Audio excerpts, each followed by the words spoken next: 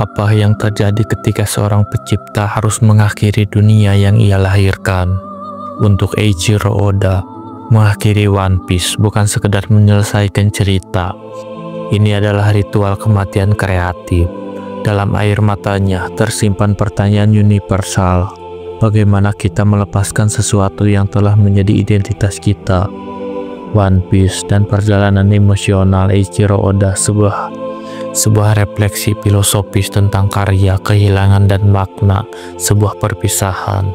One Piece lebih dari sekedar manga petualangan, telah menjadi sebuah fenomena budaya yang mengakar dalam hati jutaan orang di seluruh dunia.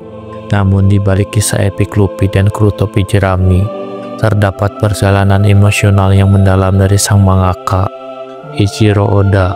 Dalam berbagai wawancara terbaru, Oda mengungkapkan betapa beratnya baginya untuk mengakhiri cerita yang telah ia tulis selama lebih dari 25 tahun. Setiap kali ia menulis bab terakhir, air matanya tak terbendung, sebuah ekspresi murni dari kedalaman ikatan batin antara seorang seniman dan karyanya.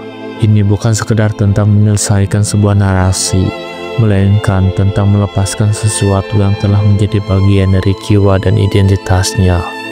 Filosofi pertama yang muncul dari pengakuan Oda adalah konsep ikatan dan kehilangan. Dalam kehidupan, segala sesuatu yang kita cintai suatu hari akan berakhir. Dan One Piece bagi Oda adalah perwujudan dari kebenaran universal ini. Ketika ia mengatakan bahwa karakter-karakternya seperti keluarga, ia menyentuh esensi hubungan manusia dengan kreasi mereka, apakah itu seni, tulisan, atau bahkan kenangan. Menulis akhir dari One Piece bagaikan mengucapkan selamat tinggal kepada sahabat-sahabat lama, sebuah proses dan hasrat dengan kesedihan tetapi juga keindahan. Karena hanya sesuatu yang benar-benar berarti yang bisa meninggalkan luka sebesar ini. Lebih jauh, Oda mengabarkan bagaimana ars terakhir One Piece telah ia bangun selama puluhan tahun. Dan kini, ketika momen itu tiba, ia mencurahkan seluruh hatinya ke dalam cerita tersebut. Ia mengingatkan kita pada konsep Ikigai, alasan untuk bangun di pagi hari, tujuan yang memberi makna bagi hidup. Bagi Oda, One Piece adalah Ikigainya, dan mengakhirinya berarti menghadapi sebuah transisi eksistensial.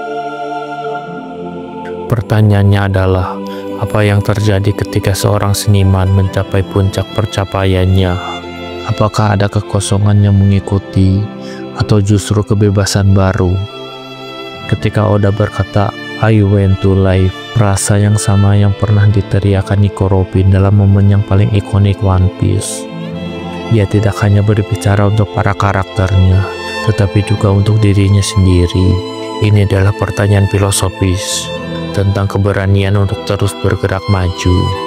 Meskipun hati dipenuhi nostalgia, One Piece adalah kisah tentang kebebasan, impian, dan tekad.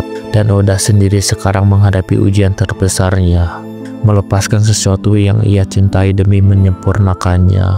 Pengakuan Oda bahwa ia menangis saat menulis ending untuk mengajarkan kita tentang keberanian dalam kerapuhan. Di dunia yang sering memuja ketangguhan, Oda justru membuka diri tentang emosinya yang paling dalam. Ini adalah pelajaran bahwa kepekaan bukanlah kelemahan, melainkan sumber kekuatan kreatif. Seni sejati lahir dari rasa, dan rasa itu bisa menyakitkan, tetapi justru disitulah letak kejujuran sebuah karya. Bagi para penggemar, akhir One Piece bukan hanya menutup sebuah cerita, melainkan sebuah ritual perpisahan kolektif. Kita semua, seperti Oda, telah tumbuh bersama Luffy dan krunya. Ketika akhirnya tiba, kita tidak hanya kehilangan sebuah manga, tetapi juga sebuah teman lama yang telah menemani kita melalui berbagai fase hidup. Namun di balik duka perpisahan, ada kebijaksanaan bahwa hal-hal yang paling berharga dalam hidup seringkali adalah sesuatu yang tidak kekal.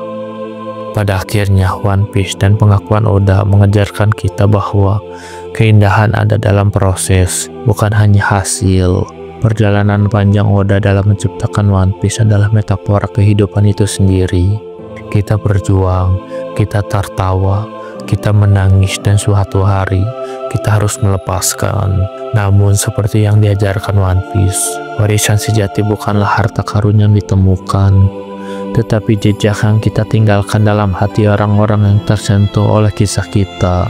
Dan dalam hal ini, Oda telah menemukan harta karun terbesarnya, sebuah karya yang abadi dalam ingatan dunia.